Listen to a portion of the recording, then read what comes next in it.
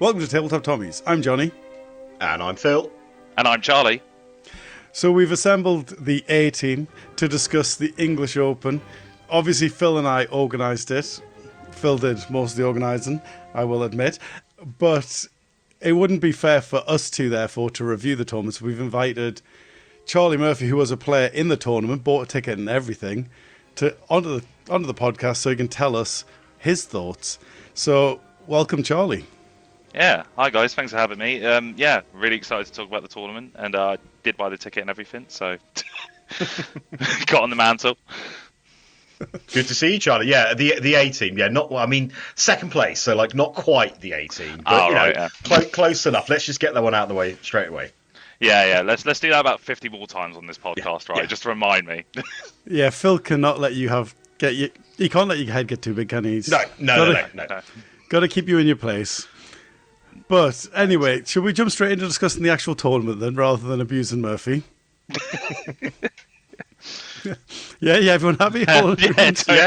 I mean, either way. Yeah, happy. Phil's going to have fun either way, yeah. Fair enough. Well, I would quite like to see what you thought of the tables, Murphy. That's always a good place to start, because it's the first thing you see when you walk in, I think. What did you reckon to all the tables I think Tim brought a third of them, nearly. Mm-hmm. Yeah, so it's 60 players, 60 tickets sold, 58 players that turned up, 56 that finished, which is another story. We had a just drop out during the weekend for illness reasons. So we had 31 tables in the end, or was it 30 or 31? Tim did the Soviet mantra of quantity is a quality of its own and brought 8. So huge thank you for Tim Greenwood. We had obviously myself and Johnny bringing tables, but then we also had a lot of tables being brought by the competitors, the paying competitors, not the freeloaders, with the added benefit that there was also a best table competition during the weekend as well. So that was the context, 31 tables. But yeah, over to you, Murphy. You got to play on 5 of them. So. Yeah, the tables were probably some of the highest quality I've seen in a 2-day tournament in the terms of the variety of what you're seeing. I felt that every table could tell a story almost, which is really good for a theme tournament as well. Played on a few of Tim Greenwood's tables, and they were absolutely fantastic, the winter-based ones. And there was just a really nice variety between like more dense tables, more city ruin tables. There was a lot to see there, and I think it was just really good to see that variety kind of come around with the tables, if that makes sense. Mm-hmm. And what were they like to play on? Because like visually, some of the ones that the players brought were absolutely stunning. Mm-hmm. And Johnny put out the video earlier on this month, mm-hmm. Or last month it would be, with some of the tables, actually all the tables. So you got to see kind of like them. But yeah, what would they like to play on rather than just what they like to look at? Yeah, of course. So playing wise, very interesting in the sense of I was having to adapt my play style suited to the table as well. So there were a couple more open tables where the very clear sight lines and everything. So I was having to consider, how we exactly going to move around with my troops and everything like that. And then very heavy dense, I'm going to have to get into close combat and really fight these people up front.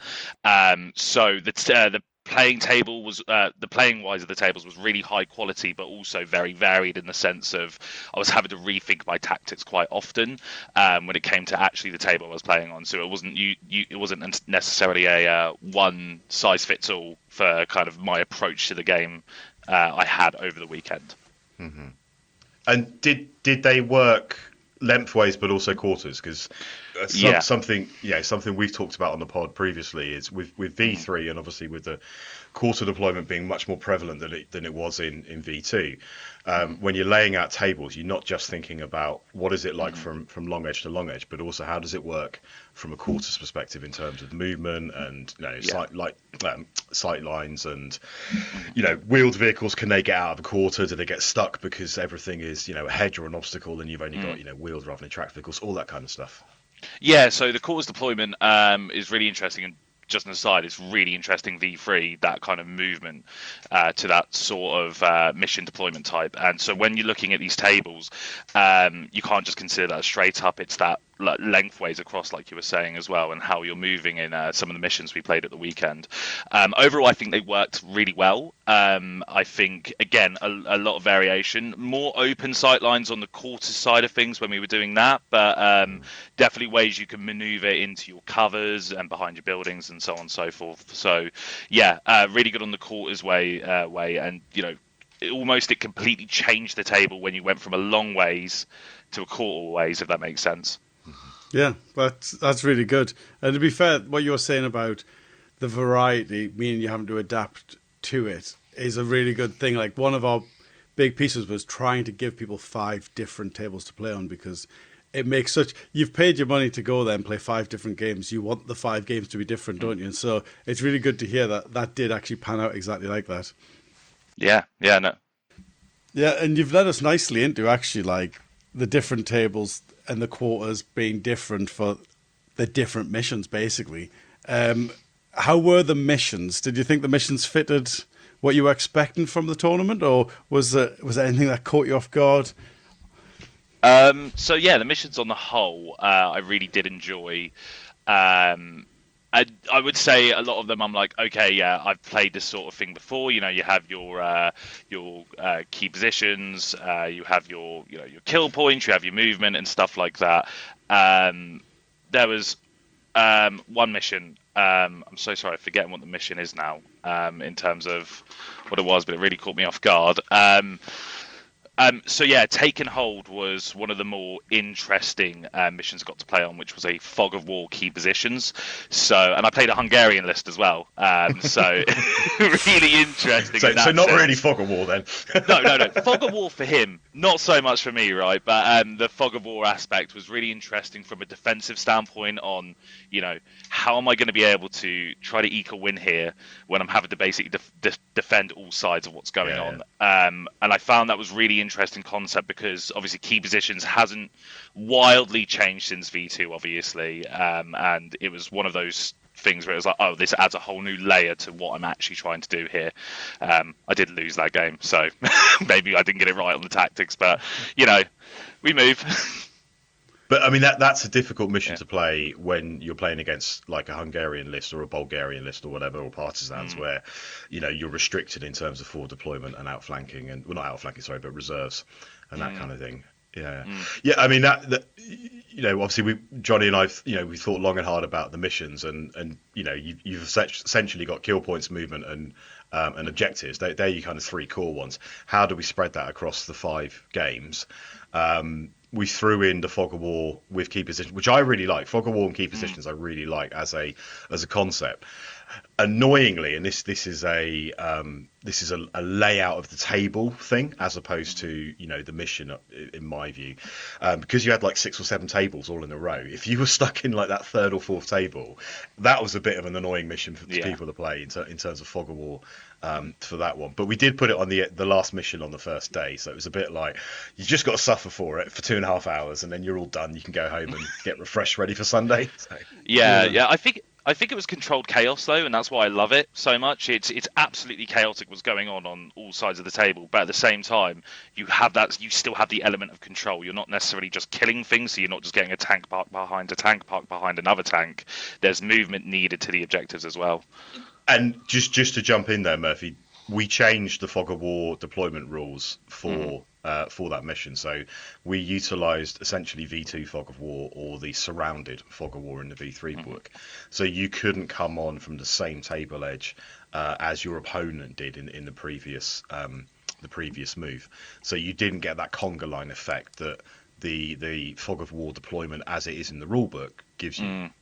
Exactly, and I think that just adds a whole new element to the game, and I think it actually revitalizes fog of war a bit more, kind of in that respect. So yeah, really like that change from the pack as well. So are you into fog of war generally now, Murphy? Are you? Because I'm on the fence about it currently.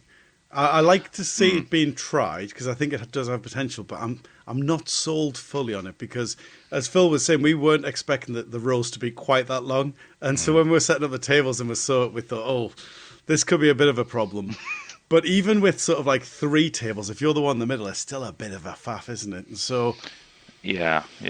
I was on the end, So I was blessed in that respect. So easy to walk around, go to the other side. Not that I did, but easy if I wanted to. But yeah, I think Fog of War for me as a player, I think Phil really hits a nail on the head with in the rulebook deployment. It can just become a bit of a conga line, and that's where the game can kind of start to break down, and then it starts becoming about who can counterpunch who the hardest, rather than what's the actual tactics behind this game. Whereas I would be more up for Fog of War if it followed the you can't come off the edge of the deployment your opponent has entered, because I was able to basically cover my back line there, and I could stop Hungarians at least coming from behind me, so I actually had a fighting chance to focus on the left, the forward and the right, rather than my back table edge. Yeah, absolutely. So I guess that leads us into talking about your actual opponents. You played Hungarians. Which other nations did you play? Did you play a nice mix? Because that's the other part of sort of organising that. We're trying to give everyone, like, you shouldn't play the same player twice. You shouldn't play on the same table twice. But also, in an ideal world, you would play 5 different nations. But that's the part that's really hard as a TO to manipulate, because like some armies are more popular than others, and so you'll always end up with like 1 or 2 nations being represented more than others, won't you?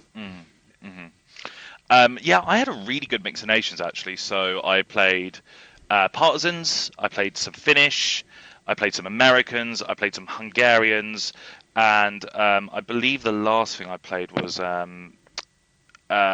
may have been, I think it was British or US again. May need to just double check that, actually. Yeah, who did you play? That was Richard with his Partisans. Oh, Carrick. I played Carrick with his Germans. Yeah, I forgot Carrick. My bad. I beat him so badly. I mean, it's easily done. He's only little, isn't he? So, Yeah. Yeah, I'll take that question from the top. So, yeah, I played a really good mix of nations at the English Open. So I played Partisans, I played the Finnish, the US, the Germans, and the Hungarians. So I played 5 different nations, which was fantastic to see, especially against nations like Partisans, who I don't really see all that regular, and Finnish, since they're consummate at nerf. I've not seen them a huge amount either, so it was really nice to get that experience from those players. And I have to say they had awesome themes as well behind their armies, especially Rich with his Partisans as well. So yeah, really nice mix of nations to play. Can't believe you forgot Carrick. I know. Unbelievable. Can't believe we'll talk about that game. He's just so short, I forget him. That's all, like Phil said. It's one for the outtakes. Yeah. I'm keeping it in. All that's being kept in. Just so he knows I forgot him. Right? Yeah, I want him to know. It's the mental game, isn't it? Yeah, just in case I have to play him in Spain, I want him to know how forgettable he is. Show him the clip and just go, "That's you're in the Masters though, right?" Yeah. Sorry, Carrick who? Oh, bless him, bless him. Yeah, so we had 12 different nations represented across the 58 list, which was brilliant. Obviously, you'd expect to see Germany, Soviet Union, Great Britain, United States. We didn't have any Japanese, which was interesting. Alan wasn't available, nor was Ben. So actually, that does explain, probably the 2 main Japanese players currently in the UK. But yeah, they weren't there. It's funny though, because the Japanese are decent. Like, they're not. Yeah, they are. They're not a slouch army. So I'm. No. I mean, I can understand why they're not the competitive ones, but when it's a themey one, they're fairly competitive as far as themey armies go. Yeah, and there was a lot of players who historically have played Japanese previously, and and have Japanese armies, but yeah, didn't choose to bring them. But we also had so we mentioned Hungary already. We had the KNIL. Sam brought his KNIL, which was great to see. Richard with his Partisans, Romania, France, Finland, Italy. I think that's all 12, but yeah, 12 nations is not bad at all to see. When we look at the final results, there were the familiar nations towards the top of the table, but in terms of the spread of players across, or nations across the players, it was really pleasing to see we did have those 12 different nations represented. Yeah, there was a lot of Germans at the top. Germans took the top 3 spots, but then after that, it was a fair spread through the 10, like Hungary, Britain, Soviet Union, Britain, Soviet Union, back to Germany, Britain, Germany, KNLI. Then the top US player was in 16th, which I thought was Yeah. interesting. Which I mean, it says a lot about I guess people aren't drawn to the US would be one side of it. So you have less of them, less of the good players playing them, but still, like, you'd expect one US in the top 10. Yeah. We did have some awesome themed US lists. Dan Moody had his Rangers Pond Hoc list, which was cool. Marcus Atter had his full-on sort of D-Day 101st Airborne list and so on. So there were some really nice lists. The one I do want to shout out is David Parker's Inglourious Basterds list, which was awesome as an idea, and we'll come back to that when we talk about best theme. So yeah, I think there were some really nice themed lists, but you're right in terms of actually doing the work in terms of finishing towards the top of the table. Not a huge number, sadly. Well, it's funny as well because the KNLI, which no one would say is a competitive force, finished ahead of all the US lists, which was a bit concerning if you're a US player. I don't think we're going to see US for some time now. But should we move into the actual placings then and the awards, Phil? You referenced the theme awards there. Yeah. Do you want to dive in and mention who won what? Absolutely, yeah. So the key premise of the English Open is that lists need to be themed. Now, the phrase we use is historically plausible rather than historically accurate. So we're not expecting full TOEs and order of battles and that kind of thing. But at the very least, people are picking a nation, a front, and a year, and they're building a list which is appropriate to that. People approached it in really different ways. So some people effectively just went nation, front, and year. Okay, this will do, and they weren't going to win any theme prizes, but as long as it met the criteria, it was okay. Others picked a V2 theatre selector, and they basically replicated a V2 theatre selector in V3. So Murphy, you mentioned Rich's Partisans. So Rich's Partisans list was the Paris Uprising list from V2, which is from the US D-Day book. And Rich basically took that and went, right, how do I replicate this into V3, which I thought was brilliant. And then the really, really cool ones, and these are the ones obviously who were fighting it out, duking it out for best theme, were the ones that either took something very, very precise and historical. So Simon's LRDG SAS list was absolutely amazing in terms of the research. You had the named characters, you had the models in terms of Sterling and that sort of thing, Lewis and so on, and then also people like Sam Rawlings who won best themed. He took a theatre selector, which was the SAS Northwest Europe theatre selector from V2, which has partisans in it. Now, obviously, you can't mix Great Britain and partisans in V3. So the way that Sam got around it was to go, well, partisans have behind enemy lines and so on. So how do we do that in V3 with Great Britain? Well, we take them as Chindits. So I thought that was a really interesting way of doing that. Russell Wright's Tarawa list was very heavily researched. He wanted to represent the naval bombardments from the multi-launchers, which was used at Tarawa. How did you do that? Well, he had MRLS in his artillery platoon. So there were some really interesting ways of doing it. But yeah, in terms of the three best themed lists, we had Sam Rawlings with his SAS Northwest Europe list, which is really nice. Nice way of doing it in terms of like thinking creatively about the units. We had David Parker's Inglourious Basterds that we've already mentioned, which is just brilliant. I just love that because it wasn't so much a nation front year. It was a pick a Hollywood movie, and in terms of bolt action being a Hollywood game, as it's often referred to, I thought that was great. And the third one was Jim.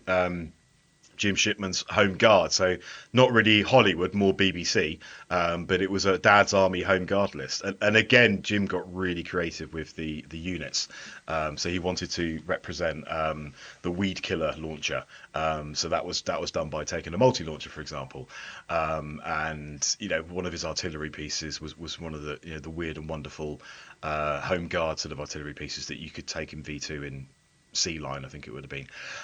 So yeah, some really great lists, some really creative ways of doing it for me. Yeah, and they all won a nice Warlord Games box of some description. The best, Sam got to take away a whole commando starter army, which he has to now paint up for next year. That was the condition Exactly. of victory. Yeah. But I've realised as you were talking there, Phil, Murphy, we didn't actually ask you what you brought to the English Open. So what actually was in your list? How you themed it as well, Murphy? I Because we all want to assume know. it was like accurate. Each man was named, presumably. Like that's how accurate the theme was. In my headcanon, I named them. Whether it was accurate or not is another thing. No, so I did work within the constraints of the theme. I wouldn't say I went to the levels of Sam Rawlings, for example, or Jim Shipman, or anyone who bought these amazing, really themed lists. I just want to give this shout out to Sam as well, because he sent me progress updates of his painting and his research behind it the whole way through, and he kept telling me that he was going to regret his choice. And when he won Best Themed, the first thing I said was, "I told you so." So that was my theming purpose there. But I did take somewhat of a theme. I took the Germans primarily is what I took, and I took a combination of the 3rd Fallschirmjäger Division and the 3rd Panzer Division in the Felice Pocket collapse, basically. There were burnt out Luxes and stuff, and that's where they were lost primarily in Normandy, so that's kind of where it went to. But I wouldn't sit here and say I put in the level of effort of these guys. I definitely did think about the theme, and I did think about making it on that level of acceptable rather than just straight whacker. But at the same time, these guys put so much effort and creativity into their list that it was really cool to see them, especially when they were on display during the day, and they had all the picture frames up with the details and everything. It was just really cool to read through. Yeah, absolutely. And that's kind of the purpose of the pack is everything should be themed, and how far you want to jump in is up to you. The same way at a competitive tournament, like you have the option to be ultra competitive, but equally you have the option to go and just like have fun and build something roughly in line with what the tournament wants. And so like I think that's quite nice to leave that door open, because some people just don't have the time, and it's not their favorite part of the hobby. The actual game might be their favorite part of the hobby. So it's quite nice to keep that open. I think jumping into the tables, as you said, Phil, there was a video about that. So if anyone wants to see it, I'll put a link in the corner. But do you want to run us through who won the best 3 tables, Phil, and what they won for all that effort they put in bringing us a table? So we had 7 people who took tables as well as Johnny and myself. So Tim Greenwood, Alex Orford, Alan Jaggs, David Parker, Mike Smith, Paul Wickens, and Ben Andrews. Ben didn't even go. He just gave us tables, which is the kind of person that Ben is, which is cool. So in terms of the top 3 tables, Alan picked up a prize. His prize came from Warpaint Figures. If you've seen Ben's table, speaking to Ben, if you've seen Ben's jungle tables, you would have seen the Warpaint Figures jungle terrain, which Ben has got. Second was Alex Alford. He had a really nice sort of bocage Normandy table. He won some pre-painted terrain from War Bases, who are a Scottish company who were there over the weekend. Can certainly recommend checking them out. And then the winner overall was David Parker.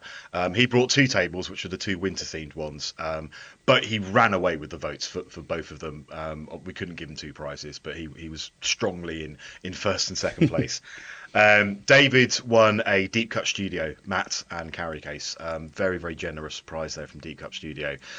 They were there on Friday setting up as we were setting up, and was joking with them on Friday as they were walking around and counting the number of Deep Cut Studio mats that were out on our tables and the Flames of War tables and so on. But yeah, so in the same way that Sam has to build and bring a commando army next year, David has been asked to build a non-snowy table for next year using his mat from Deep Cut Studio. Yeah, absolutely. So again, just a huge thank you to everyone who did bring a table, get it out. It really made a massive difference to players having the variety, as Charlie mentioned earlier.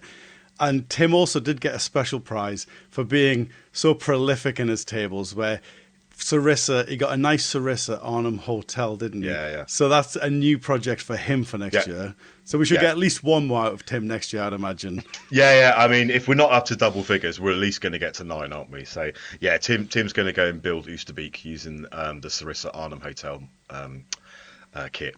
Yeah, and in July I'll organise whatever tournament he's in between now and sort of August. I'll organise for him to win another piece of terrain that's very different as a seed for the 10th table. But I guess we can move on to the next set of winners, which is the most sport. And there was like a lot of players got a lot of votes for most sport. And T own it. It was very chill. There wasn't a lot of contentious issues to rule on. Most of the stuff it was just finding stuff in the rule book. Oh, I'm sure I read this rule somewhere. And so there's a lot of good sports there. But who are the three best sports, Phil? So the three best sports then. So from in third place, only just because they're that nice people. We had Matt Torkington. Second place was Paul Blessing. So Matt and Paul came down from North Wales. And then in first place was Gerard. So Gerard won a KAR multi-case, which was one of the sponsors of the overall Warfare show.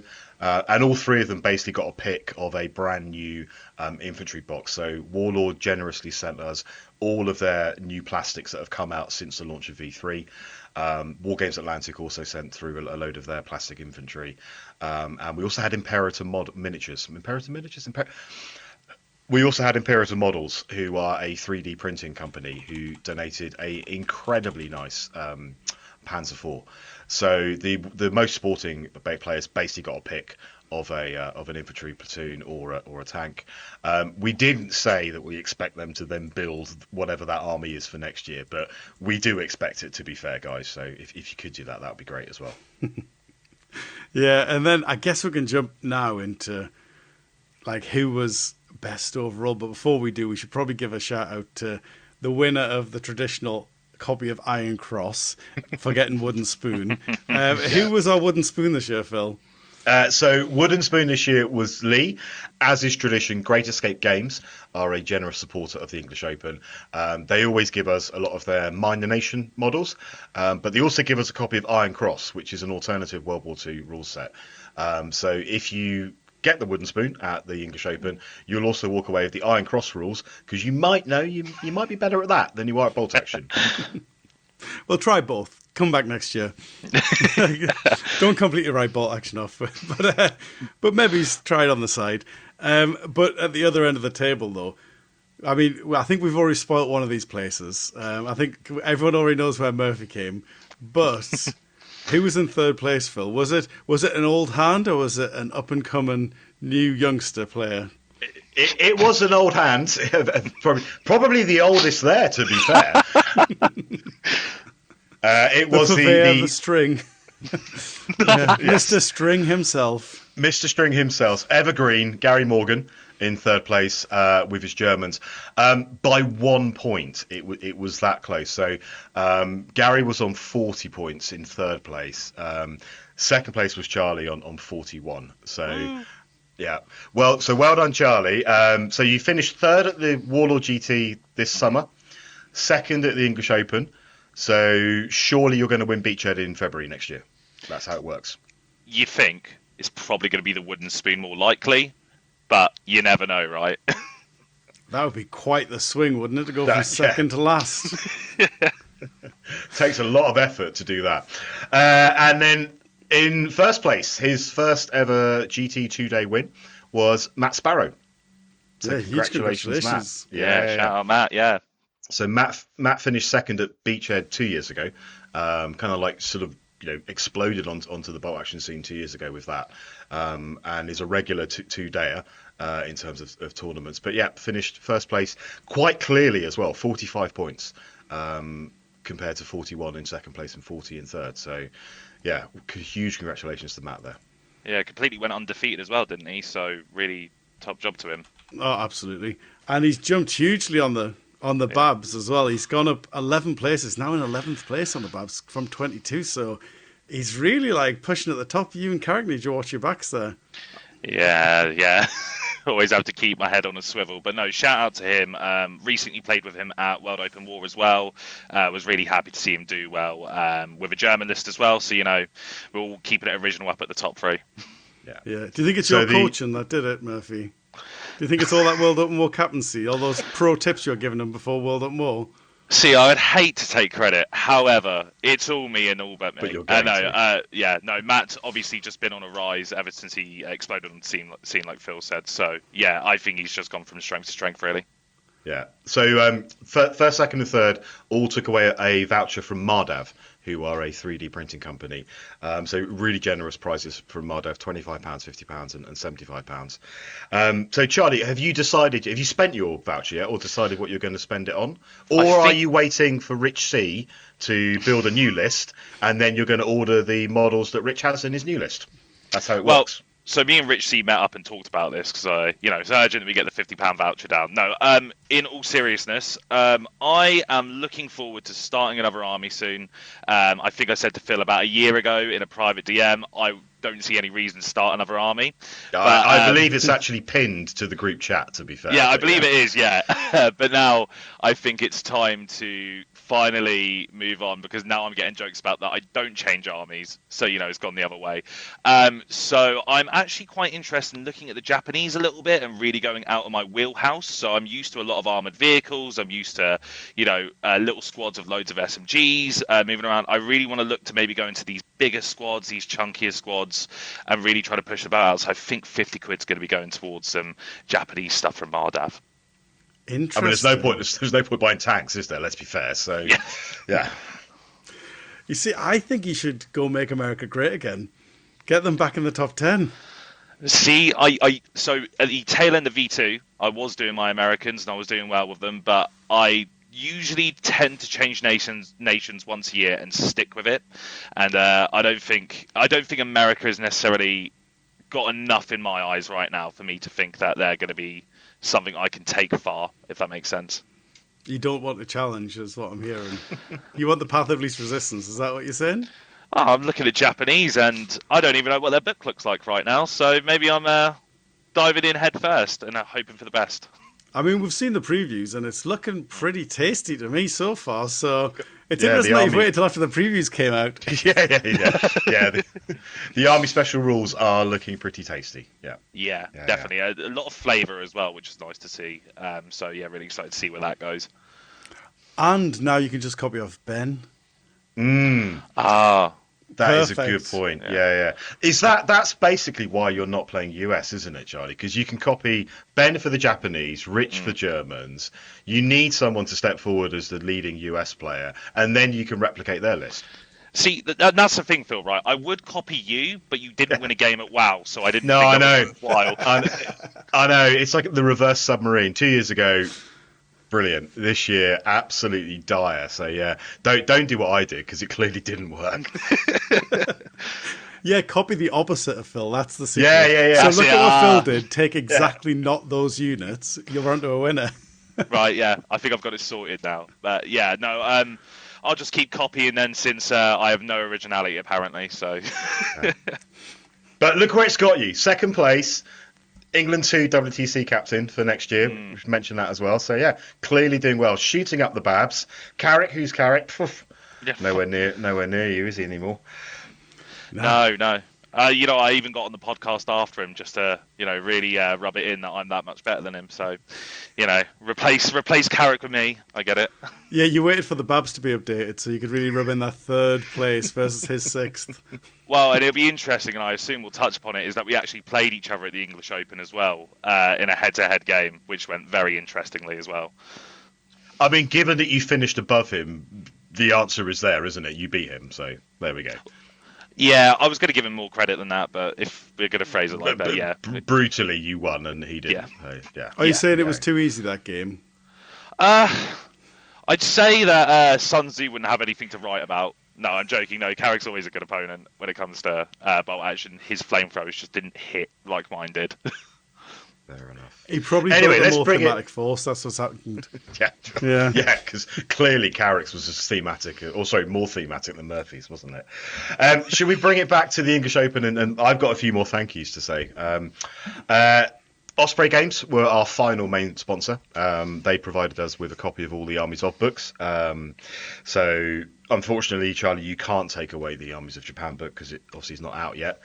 And two people from Warlord Games to shout out. So Dave Barr was there. He judged the best themed.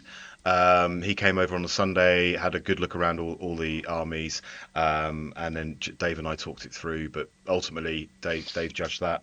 And we also had Chris with us on Saturday. Chris had come down for the day to see what we were doing, see how we were running Warfare. Really good to chat with him and get an idea of sort of his thoughts on competitive play and tournament play from a Warlord perspective as well. So big thank you to Chris and Dave for joining us and helping us out from Warlord Games. Yeah, it's nice to see the Warlord staff down. I think the biggest shout out, though, of all, Phil, has to go to Ray. Wouldn't you agree? 100%. So Raylo was an absolute star. So he missed out on a ticket, but he was attending Warfare anyway because he was assisting with his club, and Ray was desperate to play. So Ray was basically our standing and gopher. So he made the numbers up on day one. So he was one of the original 58 players. Unfortunately, we had an illness during the day, so the other player dropped out, which meant Ray dropped out to balance the numbers. But Ray was an absolute star and legend throughout the whole weekend, helping us out, helping Johnny with the TOing during the games, and just generally just being there to support us, which was fantastic. So huge thank you to Ray. Thank you. Yeah, thank you, Ray. It was it makes a massive difference. The more people you've got just wandering around, keeping an eye on games, helping the players where needed, it just makes such a difference. So again, one final time, thank you so much, Ray, for helping out with that. As ever, thank you for listening. Ta-ta for now. Ta-ta for now. Ta-ta for now. Ta-ta.